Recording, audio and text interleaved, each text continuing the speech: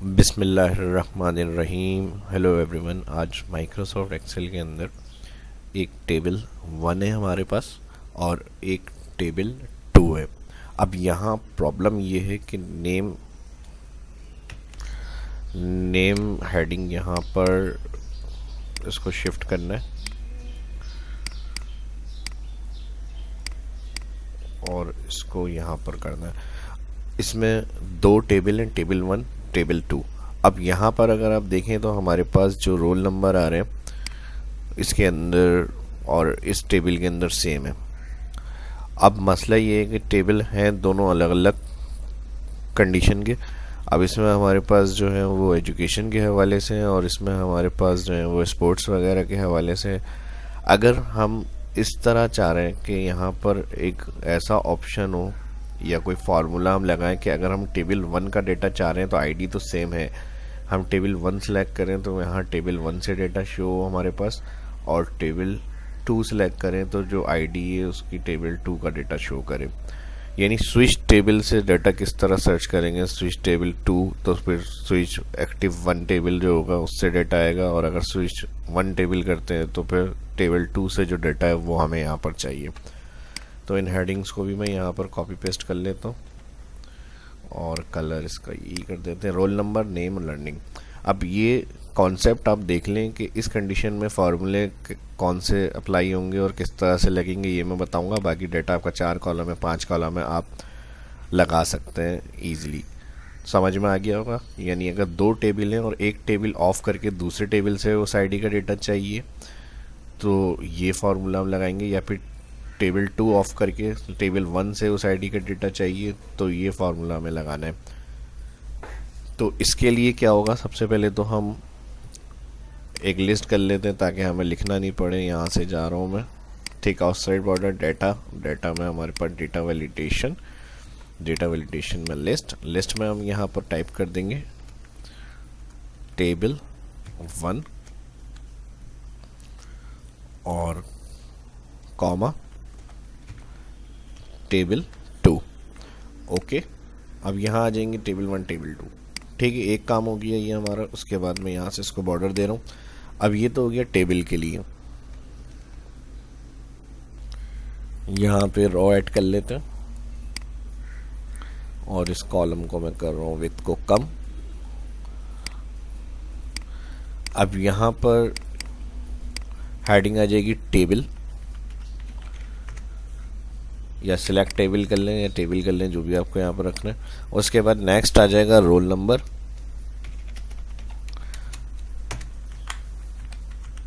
और इसके लिए भी रोल नंबर के लिए, क्योंकि दोनों कॉलम में सेम रोल नंबर है तो इसके लिए डायरेक्ट हम डेटा वैलिडेशन से लिस्ट बनाएंगे। इसकी भी लिस्ट ऑप्शन पे जाएंगे, सोर्स, और यहाँ से ऑल कॉलम सिलेक्ट। ओके, ठीक है जी। अब रोल नंबर आ गए। अब कौन से टेबल से डेटा चाहिए, क्योंकि रोल नंबर तो सेम है दोनों टेबल के, तो टेबल 1 के जो है उस मैसेज आएगी ये वाले रोल नंबर का डेटा चेक करना है हमें। तो इसको भी मैं यहाँ से होल्ड कर देता हूँ और देखना क्या है यहाँ पर लर्निंग। तो लर्निंग की हेडिंग दे दी हमने, यानी कौन सा कोर्स है जो ये यहाँ पर सीख रहे हैं। आप डेटा पे जो भी होगा उसके ऊपर ये फार्मूला अप्लाई कर सकते हैं। मेरे पास इस कॉलम का डेटा है तो मैं इसके ऊपर आपको समझा रहा हूँ अप्लाई करके। अब यहाँ पर हम फार्मूला लगाएंगे इक्वल वी लुकअप वैल्यू। हमने कहा इस रोल नंबर वाली जो वैल्यू है इसको चेक करना है। K4 इसका सेल एड्रेस आ गया, कॉलम K, और यहाँ पर 4 रो। ठीक है जी। अब मैंने आपसे ये कहा था कि अगर टेबल 1 सेलेक्ट होगा यहाँ पर तो ये जाएगा इस वाले डेटा पे, और अगर यहाँ टेबल 2 सेलेक्ट होगा तो ये जाएगा इस वाले डेटा पे। तो इसको आसान करने के लिए एक काम पहले और कर लेते हैं। ये फार्मूला भी मैं यहाँ स्टॉप कर रहा हूँ, दोबारा अप्लाई करेंगे क्योंकि हमें सिलेक्ट करना पड़ेगी रेंज। तो इसको इजी कर लेते हैं। हम यहाँ से इसको सिलेक्ट करेंगे हेडिंग से लेके ऑल डेटा को, और यहाँ A2 सेल एड्रेस जहाँ आ रहा है इसमें यहाँ क्लिक, और इसको हम डिफाइन कर देते हैं टेबल 1। ठीक है जी, सिलेक्ट करके टेबल 1 एंटर। इंटर लाजमी करना है। ठीक है, ये लिस्ट अब पूरी जो है टेबल वन से डिफाइन हो गई। अब जब फार्मूला हम लगाएंगे, अभी आगे और कौन सा फार्मूला लगेगा तो उसमें हमें इसको सिलेक्ट करने की ज़रूरत पड़ती, तो सिलेक्ट में पूरा फार्मूला बड़ा हो जाता और यहाँ पे पूरी रेंज लिखी हुई आती। तो हमने इसको डिफाइन कर दिया टेबल वन, और सेम यही काम हम टेबल टू के लिए कर रहे हैं। सिलेक्ट ऑल, और यहाँ नेम बॉक्स कहलाता है ये, इधर जाएंगे आप और इधर अब सेकंड टेबल है तो इसका जो नाम है इसका वही नाम दे देते हैं टेबल टू।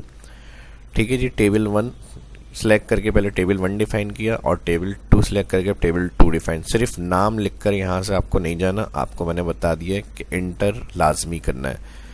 एंटर करेंगे तो ये एक्सेप्ट करेगा उस चीज़ को जो आप यहाँ इसको डिफाइन करा रहे हैं। अगर एंटर नहीं होगा तो ये क्लियर हो जाएगा, फिर यहाँ कोई डिफाइन नहीं होगी रेंज आपकी। और दोनों जो हमने डिफाइन किए हैं सेल, इसको देखने के लिए कि ये कहाँ ऐड हुए हैं जाके, तो हम जाते हैं फार्मूला मेन्यू में। जितने भी आप सोर्स रेंज डिफाइन करते हैं आपको यहाँ नेम मैनेजर में मिलती है, और यहाँ देखें टेबल वन की रेंज डिफाइन हुई है, टेबल टू की रेंज डिफाइन हुई है। अगर ये आपको देखना है कि क्या रेंज है, कहाँ से कौन से सेल सेलेक्ट किए हैं, तो आप नेम मैनेजर में आके यहाँ से जिस रेंज को देखना है कौन से सेल डिफाइन हुए हैं इसको एडिट कर सकते हैं। एडिट करेंगे तो वही जो हमने सेल नाम डिफाइन किया था वो यहाँ लिखा हुआ आ जाएगा, उसकी रेंज बताएगा कि A2 से C9 की रेंज आपकी टेबल वन की रेंज है। तो ये काम करने से हमारा काम आसान हो जाता है, क्योंकि जो फार्मूला हम लगाएंगे तो अब हमें सिलेक्शन की ज़रूरत नहीं है कहीं भी, यानी कहीं और अगर हम किसी शीट वीट सेल पे लगा रहे हैं तो सिर्फ हम इसका सोर्स नेम डिफाइन करेंगे कि फिर टेबल वन चाहिए तो वो एक्सेप्ट कर लेगा उस रेंज को। ठीक है जी, अब लगाते हैं यहाँ पे दोबारा again equal V lookup, continue करेंगे फार्मूला अपना। ठीक है, K4 जो हमारा रोल नंबर सेल था इसको क्लिक किया, कॉमा टेबल एरे। अब दो कंडीशन यहाँ पर चलेंगी, टेबल वन और टेबल टू। अगर टेबल वन है तो टेबल वन से रिकॉर्ड आएगा, टेबल टू सेलेक्ट करेंगे तो टेबल टू से। तो यहाँ पर हम दो कंडीशन के लिए फंक्शन लगा सकते हैं। ठीक है, यहाँ पर हमने क्या किया, सबसे पहले लुकअप वैल्यू, फार्मूला समझना ज़रूरी है बहुत, कोई भी फार्मूला लगाए तो उसको समझना भी ज़रूरी है। लुकअप वैल्यू में हमने कहा इस सेल को देखना है, कॉमा लगाया टेबल एरे। तो टेबल एरे में अब दो टेबल से हमें डाटा निकालना था तो हमने टेबल एरे की जगह दे दिया if function. If bracket open किया तो कह रहा लॉजिकल टेक्स्ट क्या है आपका, तो हमने कहा ये। ठीक है, जिसमें हम ड्रॉप डाउन से table one table two select कर रहे हैं। इसका सेल एड्रेस आ गया K3। K3 हमने कहा अगर ये बराबर होता है, अब जो भी चीज़ आप लॉजिकल टेक्स्ट में लिख रहे हैं यानी टेक्स्ट, तो लिखते वक्त हम कोटेशन देते हैं इन्वर्टेड कॉमा। हमने कहा अगर ये बराबर होता है टेबल वन। ठीक है जी, यहाँ पर इन्वर्टेड कॉमा में हमने लिखा टेबल वन, ये लॉजिकल कंडीशन बना रहे हैं हम।